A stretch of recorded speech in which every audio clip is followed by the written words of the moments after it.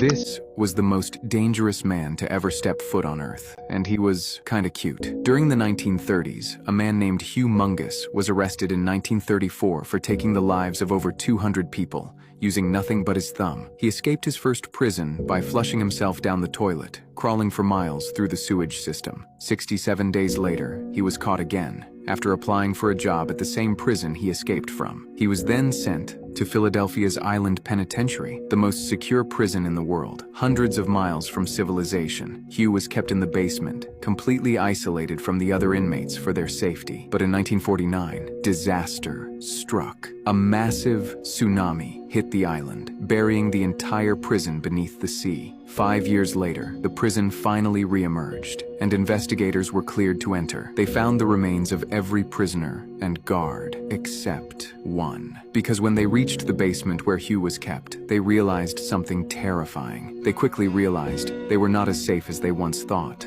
But in 1949, disaster struck. A massive tsunami hit the island, burying the entire prison beneath the sea.